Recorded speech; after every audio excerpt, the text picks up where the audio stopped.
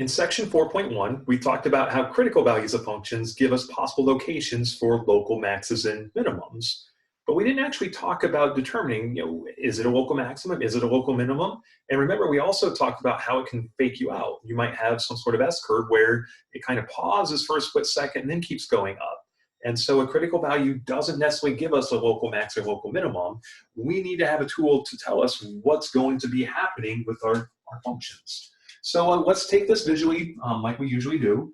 If I write out, say, a local maximum, maybe it's a nice smooth one like this, maybe it's one of the jagged edges like that, but those are our two types of local max and minimums that we're focusing on in this class. And what we kind of see immediately, and this is pretty much common sense, if this is going to be a maximum value, then the graph has to be moving up to it to get there, so it has to be increasing on the left-hand side of the point, but once it gets there, it can't keep increasing, otherwise it wouldn't be a local maximum. It has to be decreasing on the other side. And of course, the same thing's going on here. I just drew both pictures to make sure it was clear that there's no difference between the two. And we're definitely increasing to the maximum, decreasing back away from it, otherwise it wouldn't be a local maximum. So the same thing happens with the minimum. I hesitate to write the whole thing out, so I just do one without doing the pointed edge. But if we're looking at a minimum, it's the exact opposite. The graph has to be moving downward from left to right to get to that minimum value. But once it gets to it, it can't keep decreasing. It has to increase back away from it. And I should take a step back. Remember that there doesn't have to be a huge amount of increase or decrease.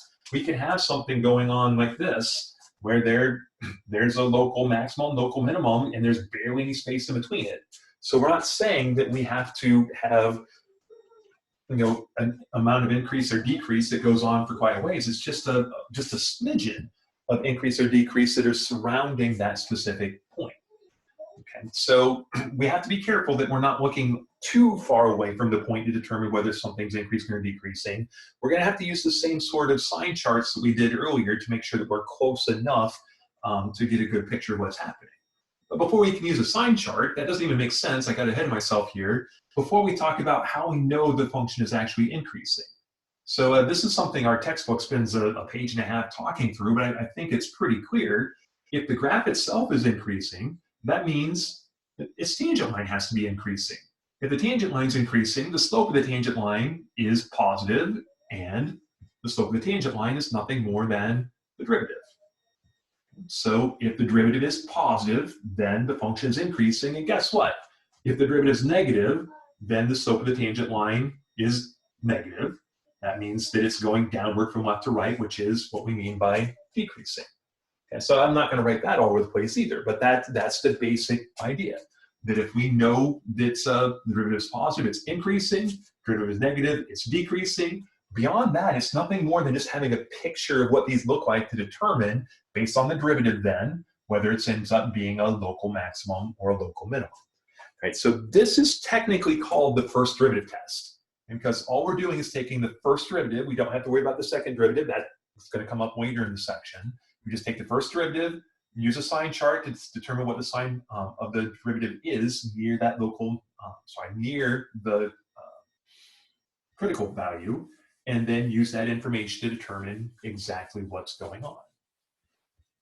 Okay, so let's start with one that's relatively straightforward. Say we're working with f of x is equal to x cubed, which hopefully everybody remembers is an S-curve. It's not going to have a local maximum or minimum. But the way that you would end up verifying this is take the derivative to get 3x squared. We're verifying, again, I know I already said that there's no local maximum, but we're trying to verify that. To verify it, we need to find the critical value and show that the critical value is not a local maximum or minimum. Okay, so if you're looking at the critical value here, that's going to happen when 3x squared is equal to 0. And of course, you can take square roots and all that, but you'll just get that x is equal to 0 here. Okay, so what we're really looking at doing then is looking at a sign chart where 0 is the main point that we're looking at here. And this is the easiest sign chart in the world because there's only one term in it. So we're just looking at 3x squared. If I put in a negative number, if I square it, it turns positive. If I put in a positive number and I square it, it stays positive. So what this is telling us is that it's increasing to the left of x equals 0, and it's also increasing to the right of 0. Okay. And again, you already knew that from knowing the graph, but even if you didn't know the graph, if you went through this work, at this point, you'd be able to look at this and say, well, if that's what's going on, I know that my critical value is at 0. The y value there is 0 cubed is still 0, so we're still looking right there at the origin.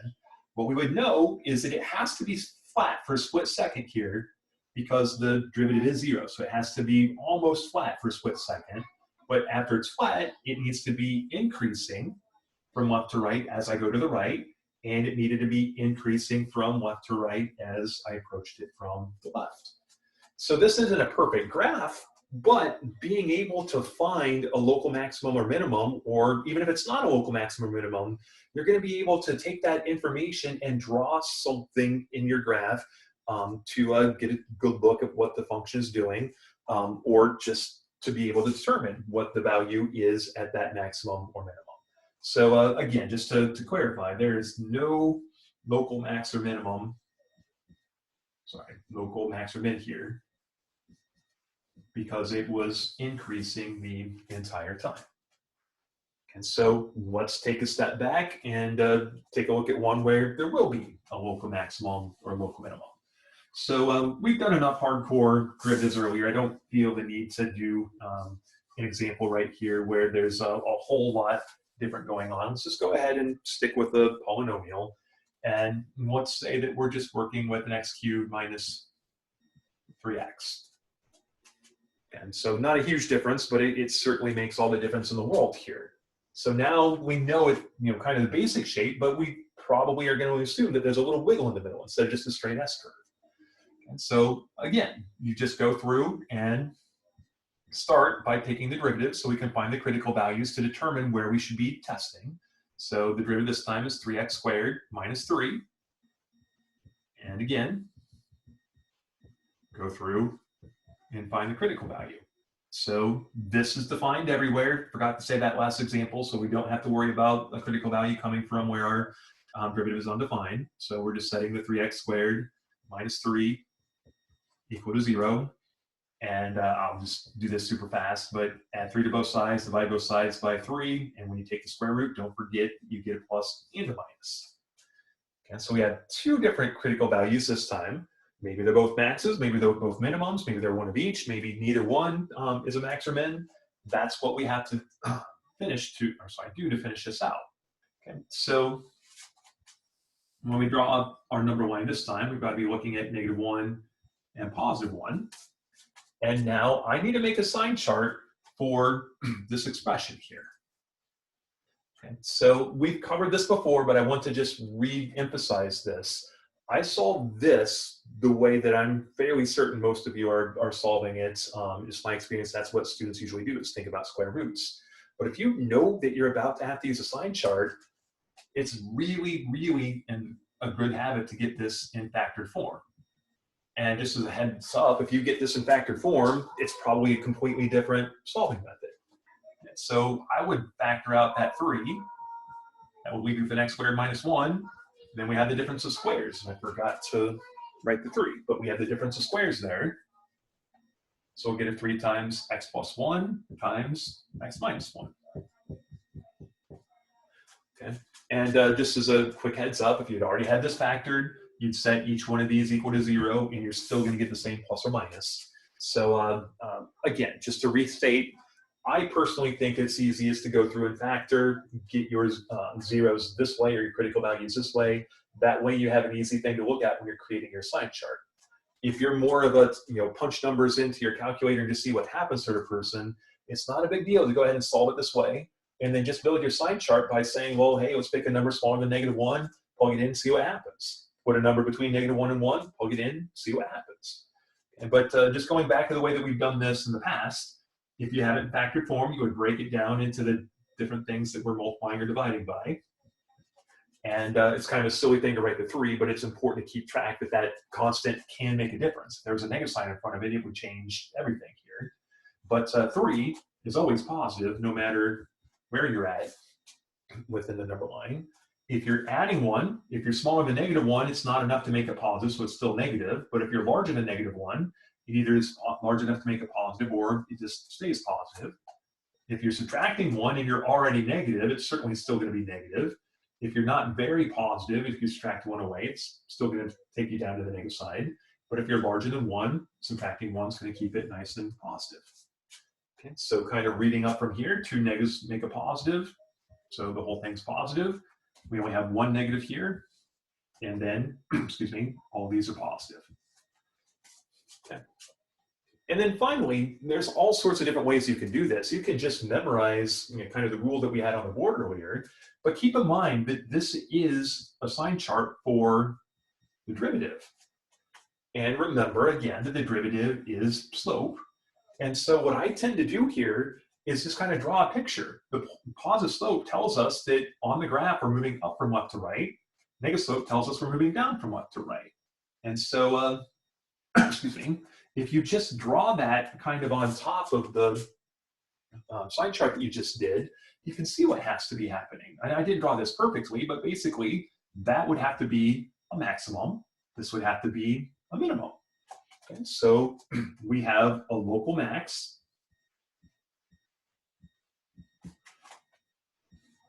at -1, and we have a local minimum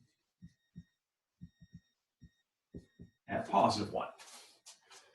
Okay, so the final step here is maybe making sure that we know what those actual max and minimum values are. And remember, max and minimum values are always the y values. Y values are always obtained by evaluating the function.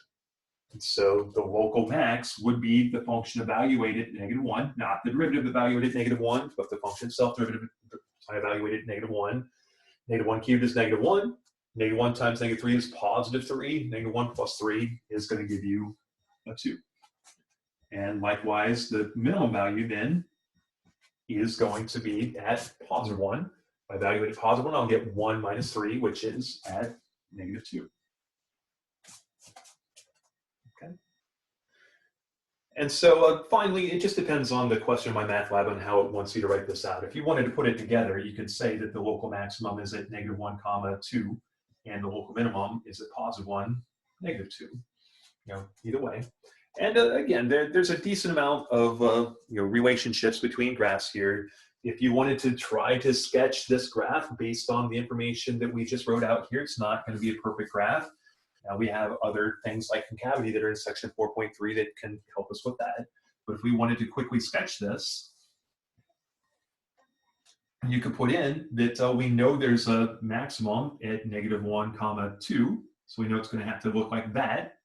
We know that there's a local minimum at 1, -2. So around it, it's going to have to kind of look like that. And then we know that there's no other, well, let me take a step back. And we know there's no other local maxes or minimums, but for that matter, we know once it gets past 1, it's going up forever. Okay, so maybe we can get more information if we look at concavity, but we know that that's going up forever. Likewise, excuse me. Do I have this backwards? No, okay, sorry. So likewise over here, be a little bit careful. I just made this mental mistake. You can see that over here, it's supposed to be increasing forever on the left-hand side, but remember, everything's always working from left to right. So increasing forever means that we have to be starting low and working our way up. And then you can kind of guess how we're going to fill in the gaps here, but just to verify, if you were actually going to draw a graph, you'd want to know what the x or the y-intercept was. You can see pretty quickly that if you plug in 0, you're going to get 0. So you do end up with an x-intercept and y-intercept at the origin. If you wanted to, you can set this equal to 0 and solve it to get with these exact x-intercepts off to the side. That's not necessary, but connect the dots, and that's more or less what you have. And so I'm doing a little bit extra with this graphing stuff because That's not covered in section 4.3. And because we have a graphing calculator and we're a little bit tight on time, I had you guys skip over section 4.4, which is putting this all together on graphs. So this is just a little illustration of how it kind of all falls together. All right, so that's the first derivative test and how you can use that to determine where the graph is increasing or decreasing. So I was focusing on the local maximums, local minimums, but the graph is increasing all the way from negative infinity to -1. It's decreasing between -1 and 1, and it's increasing again for forever after +1. So I know the textbook sometimes breaks down these problems to find the intervals of increase or decrease, and then asks about the local maxes and mins and such. So just know it all ties together here. All right, so the other thing that's is in section 4.3 is a review of concavity. So this is something that we talked about the first few weeks of class as part of our idea of what's going on in a graph. So remember, graphically, concave up literally just means that it's bending upwards.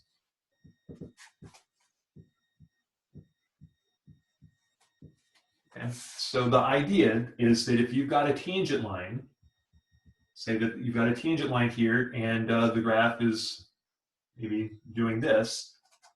If you're coming into the tangent line, if you're looking at being concave up, that means it needs to be bending up away from that tangent line. That's what we mean by concave up. Okay, so even here, and I was focusing on this tangent line, but even over here, this is still bending up away from the tangent line. So that's what we meant by concave up.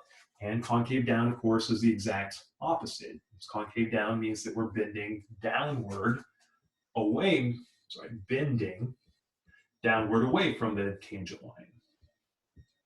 So it's going to look the exact opposite here. So I'm trying to do the same basic idea, but if you're bending downward, you've got to be bending like this away from the tangent line. And again, I was focusing on the one that I just drew, but if I drew another tangent line here, it's still bending away or downward from that, I should have said away, bending downward from that tangent line.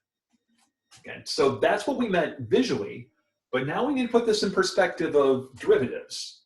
Okay, so taking a look here, the derivative of the tangent line, it is whatever it is. And we'll just call it, sorry, I shouldn't have said derivative, the slope of the tangent line, or the derivative of the function, is what it is here. Okay? If we're bending away from the slope here of m, that slope, if I'm bending away, that slope is increasing. Okay? So bendiness is really how much is the slope changing. Okay? So, or how quickly is the slope changing? So kind of put this in your head. That's when we take the rate of change of the function, the rate of change of the function is the slope. Okay? If I take the rate of change of the slope, that's actually the concavity. It's telling me how much is that slope, or how quickly is that slope increasing. So, excuse me, concavity, whether I should step back here, it doesn't matter whether it's concave up or concave down. The fact that it's bending means that the slope is changing. If the slope wasn't changing, it would just be a straight line following the tangent line here. But since the slope is changing, if it's bending downwards, the slope is decreasing. If it's bending upwards, the slope is increasing. This is nothing more than the rate of change of the slope. Or another way of looking at it, it's the rate of change of the derivative. So that's the new definition that we need to use here. So concavity is the rate of change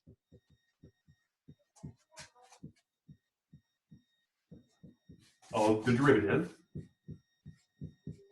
And just like we've said a million times, rate of change is really the derivative in this sort of context. So what we're talking about here really is the derivative of the derivative of f of x. And it's been a while, but this just means if I take the derivative of something I already took the derivative of, that's the second derivative. Okay. So, excuse me. Putting this together, I know I erased a lot of what was on the board here a second. If the second derivative is positive, then the original function is concave up. That should not be a surprise. Right? If we're bending upward, the rate of change has to be, of the slope needs to be increasing. And likewise, if the second derivative is negative, then the function is concave down.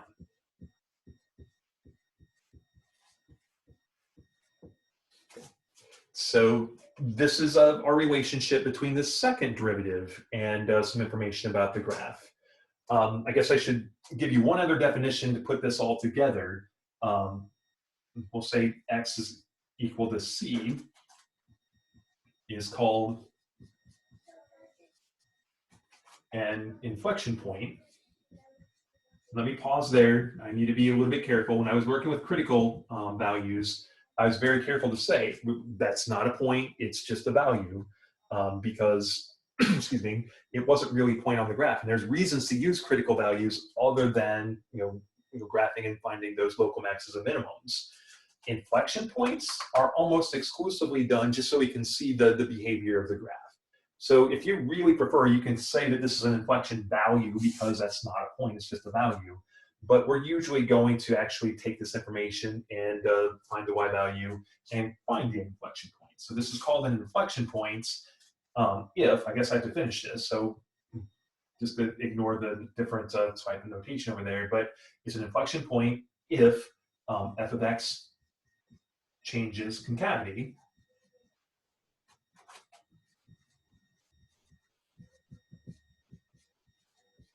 at C. Okay. And it's been a while, but we have talked about, excuse me, not really inflection points. There wasn't a need to talk about it back then, but we talked about the way that things look as concavity changes. So just a reminder there, if you're looking at any sort of S-curve, that's your typical example of something that's, excuse me, has an inflection point.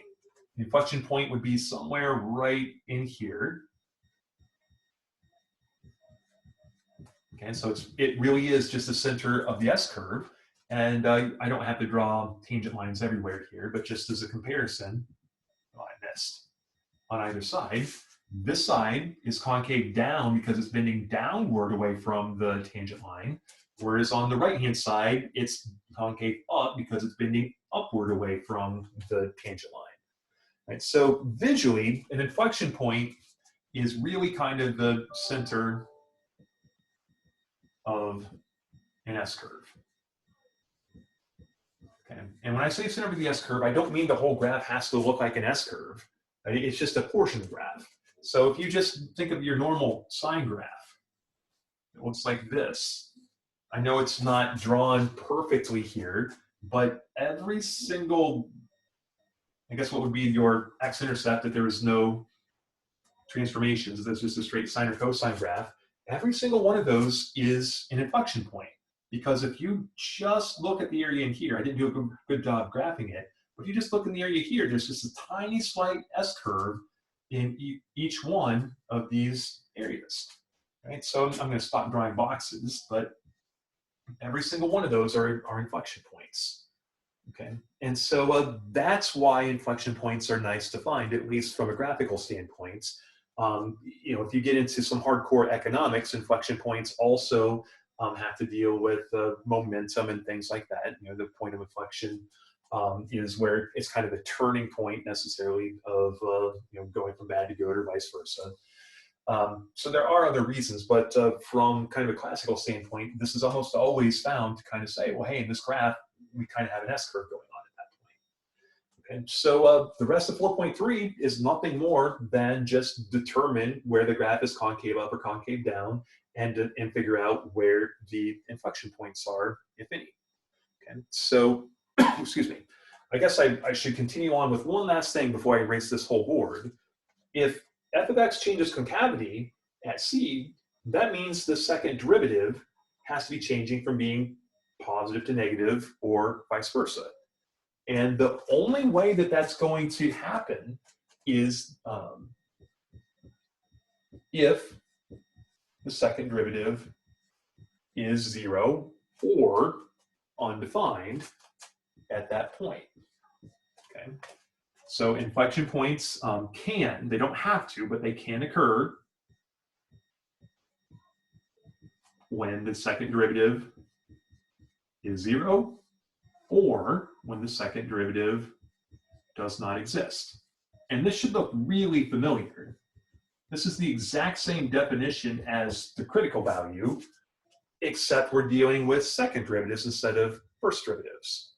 And notice again, it's back to it can occur. It doesn't have to occur. It can occur at those locations. So we would still set it equal to 0, create a sign chart, look at the second derivative to determine whether it's moving, whether it's concave up or concave down surrounding that point, and then use that to determine whether it's an inflection point or not. So the next example that we're going to do is more or less the exact same thing that we just did, but we're going to have to work with the second derivative. Okay. So let's say that we're working with, again, just to stick with a polynomial so it's not so bad, but maybe an x cubed plus 2x squared minus 1. Right. And if that's the function, all I'm going to ask for is, I'll be a little bit more specifically this time, but what are the coordinates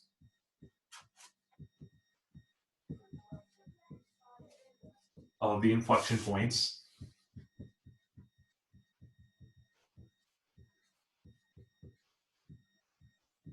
of f of x? Okay. And again, I put plural here just because there might be more than one. It doesn't have to be more than one. There might not be any. Okay. So, excuse me. And you know what? I see a typo here. It's not really a typo, but I got going a little bit too fast. I'm pretty sure this needs to be negative. So just, if you're following along, let's just change that to a minus up there. And so if we're looking for the inflection points, we're going to have to get to that second derivative. So to get there, of course, we have to take the first derivative first. So the first derivative is going to give you a 3x squared minus a 4x. The derivative of -1 just disappears. The second derivative is 6x minus 4. Okay. So, excuse me. So this go around, you can already see there's no way we're going to have more than one inflection point. Right? There's only one solution to this. But keep in mind, this is just your possible inflection point. Okay, so unlike before, where we could say, well, here's the critical value, and then determine whether the critical value was a local min or local maximum, we don't give this a name because the only time that we use this is with point of inflection. So to say that the impossible inflection happens when 6x minus 4 is equal to 0 or it's undefined. Of course, that's never going to be undefined. So you solve that, add the 4 to both sides, divide by 6, and reduce. You end up with x is equal to 2/3 here. Okay. So don't forget, before we worry about what the coordinates are, we actually have to make sure that this is actually an inflection point. But you've done enough work or remember enough about your sign charts here. I think it's probably pretty clear that this is definitely going to be an inflection point. Let's just verify. So there's our point 2/3 where we know the second derivative is 0. We need to check to see whether the sign of the second derivative is positive and negative or vice versa for it to be an inflection point. So if I check the 6x minus 4, which just to be safe, you don't have to do it this way, but it's a little bit clearer to see where all this comes from if you do it. But if you factor out that 2 to be left with the 3x minus 2, it becomes a lot more clear that 2 is always positive. If I put something smaller than 2/3 in here, then I'm going to get something that's smaller here so that when I subtract 2 away, the whole thing's going to be negative. If I put something larger than 2/3 in here, then 3x becomes larger. I'm not subtracting enough away to make it less than 0, so it's going to be positive here. Okay.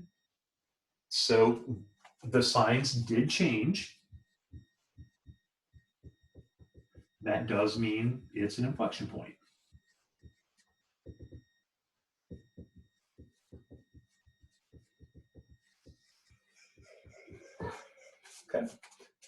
So the final thing that we need to do here, excuse me, is just to pop back and figure out what the y value of that inflection point is. We know the x value is 2/3. We need to find the y value. So again, go clear back to the original function and plug in the 2/3 to come up with your y value. Okay, so the 2/3 cube, you cube both the 2 and the 3 to get 8/27. Then x squared would be 4/9 times -2. It's going to give you a -8/9. And then we have a -1. And then just, I know you can do this with the calculator. I'm just, sorry, I'm used to going over fractions with other classes from time to time, so I just go ahead and do it. Multiply top and bottom by 3 to get a common denominator, so that's -24/27. Multiply top and bottom once you make a fraction by 27. And then put it all together. 8 minus 24 is -16. -16 minus 27 is -43. And your denominator is still 27. And so the final answer that we have here is there's an inflection point at x equals 2/3 and y is equal to -43/27. Okay. So I'm not going to break down this into the graphing again, other than to say that this just tells us the inflection point. It doesn't tell us where there's any maxes and minimums. It doesn't tell us whether the graph is increasing or decreasing, just whether it's concave up or concave down. And so just a reminder here, there's kind of two different ways that this can happen.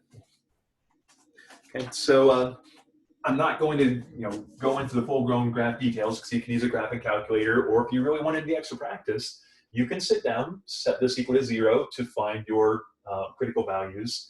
Then once you have the critical values, use a sign chart there to come up with your max or mins and be able to put it all together. But concavity here, being concave down just means that we're bending downward from the tangent line. Concave up just means that we're bending upwards from the tangent line. So this is maybe really zoomed in, but all it's saying is that at that point,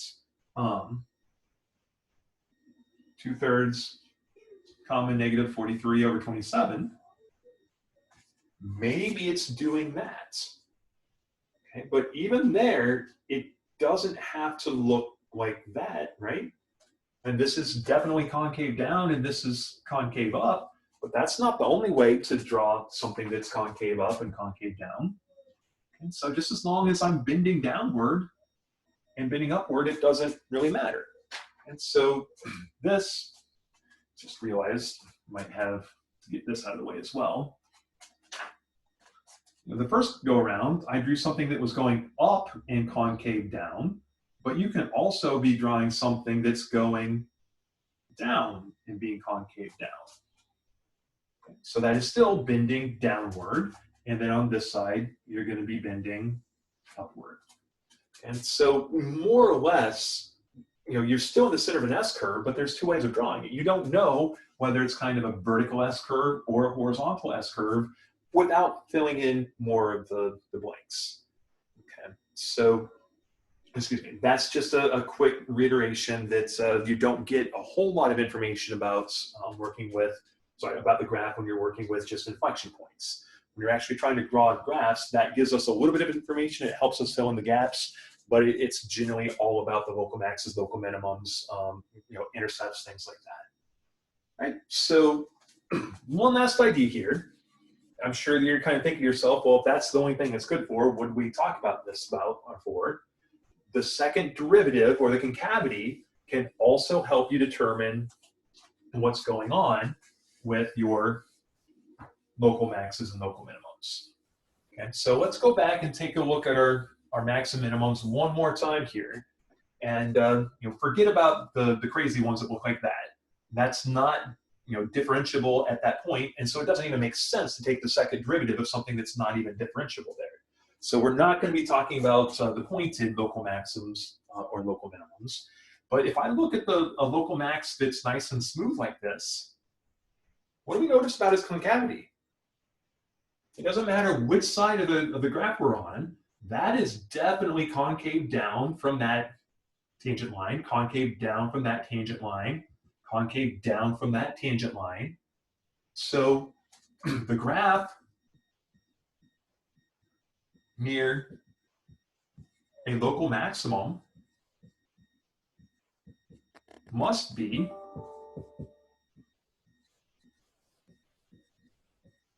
concave down. Okay.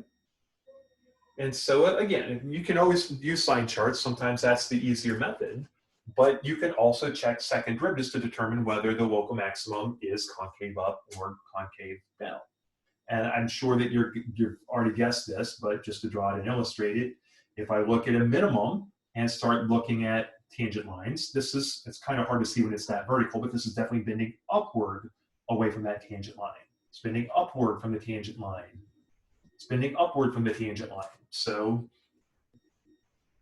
near a local minimum, it's not how you spell local, but near local minimum is concave up.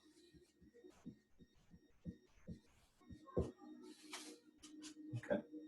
So this just gives us another tool. Like I said, sometimes it's helpful, sometimes it's not. But once we find a critical value, if it's easy enough to take the derivative again, we could just take the derivative one more time and take a look and see whether that has to be a local maximum or a local minimum. Right, so that's called the second derivative test. So remember, the first derivative test for finding local maxes and mins was all about the sign chart and just thinking about whether the first derivative is positive or negative. The second derivative test is all about the concavity here. Okay, so let me actually write this one because this one is not quite as intuitive. But the second derivative test for local extrema just tells you, and I should take a step back. This only makes sense if you can actually take the second derivative. You're not always able to. But the second derivative test for local extrema just tells you that. And we just kind of start this over. It always starts by saying, hey, let's suppose that C is a critical value. Right, so again, critical value, just to play it safe here, means that f of C is 0. Now, before we said that maybe the first derivative was undefined there, we're ignoring that right here because if it's undefined, so first derivative is undefined, second derivative is automatically undefined, and this doesn't even work. So here we're just going to say that this is a critical value where f prime of C is equal to 0. Then, if the second derivative of evaluated C is positive, this is where you have to be careful. It works backwards to the way that you would think. But if the second derivative is positive, then,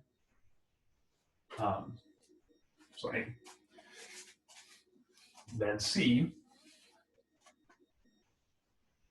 gives a local minimum if the second derivative is negative, then C gives a local maximum. And finally, if the second derivative is 0, we don't know anything. So that can happen. If you get 0 there, you just have to revert back to the first derivative test.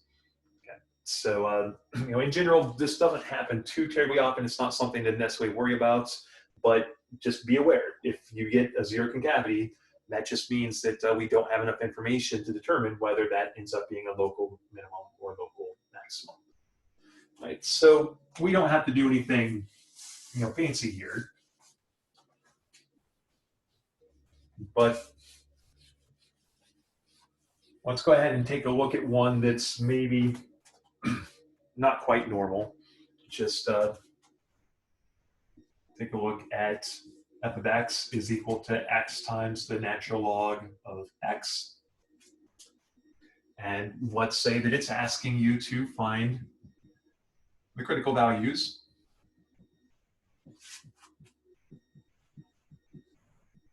Then use the second derivative test.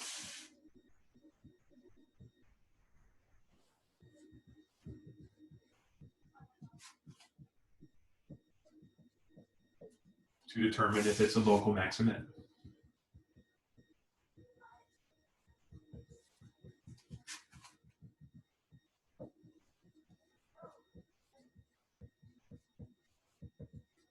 So again, if you can take the derivative quickly, this goes pretty smoothly. It's just a matter of realizing that, excuse me, there's a little bit more to keep track of if you're going to use a second derivative along with the first derivatives. But if you're looking to find the critical values, it's once again, just take the derivative and set it equal to 0. So taking a look at that derivative, it's once again a product. So the derivative of the first function times the second, plus the derivative of the second function times, sorry, I did that backwards. The derivative of the second function would be 1 over x times the first function. Okay, so the nice thing here is that those x's cancel out, and you're left with natural log of x plus 1. Okay, so that's our derivative, and kind of off to the side, finish this out so that we can just keep going with our second derivative. But that gives you then that's, didn't need to write that. Critical value happens when natural log of x plus 1 is equal to 0, which means the natural log of x would have to be -1. We would raise each side to, so I shouldn't say raise each side, but take an e and raise it to each side. The e and the natural log would cancel out to give you an x. On the other side, we have e to the negative first, or that same 1 over e that we ran into in an earlier example. Okay, so that's our lone critical value. And again, this would be not the worst thing, but it would be annoying to do a sign chart because it's not like you have memorized values of what natural log of halves or 0.5s or whatnot are. So here, instead of building up a sign chart with natural log of x and evaluating it something close to e to the negative first but different, let's just take this one step further. Okay, so the second derivative would be, this goes a lot faster, derivative of natural log is just 1 over x, derivative of 1 just disappears. Okay, so all we need to do then for the second derivative test is to evaluate that second derivative at e to the negative first. So when we take that second derivative at e to the negative first, this is the same thing as 1 over e to the negative first. That's all we really need to know. And if you want to, you can go through and do the algebra and say, well, the negative exponent moves it to the other side of the fraction, and we do just get e. But what we care about is that this is positive. E is definitely bigger than 0. Likewise, over here, we know that powers of e are always positive, so 1 divided by positive is still positive. So that's all we care about. And so, again, be very careful here. It seems like when the second derivative is positive, you should be getting a maximum, but it's the exact opposite. When it's positive, it's bending upwards. If you're bending upwards, that means you're moving up and away from something. So you're working with a minimum value. Okay, so that means that, I guess I'll write it up here, x equals e to the negative first, or 1 over e, however you want to look at it, is going to give a local minimum. And once again, I didn't ask you for the coordinates this time, but if you were curious about what the local minimum was, you can just plug 1 over e into the expression here, and, excuse me, what you would end up with is -1 over e, now that I look at it. If you plug this in, you'd have a 1 over e for x, and then instead of putting 1 over e, if you put in e to the -1 here, natural log and e cancel out, so you end up with 1 over e times -1, and that's going to give you the -1 over e. Okay. So, excuse me. So that's, kind of where that comes in handy, is in problems where it's not the easiest to do a sign chart, but it would be super easy to take a second derivative. Right. So, there's other details I'm sure that you might have concerns or questions about from section 4.3, but that's the big picture main overview. Again, let me know if you guys have any questions.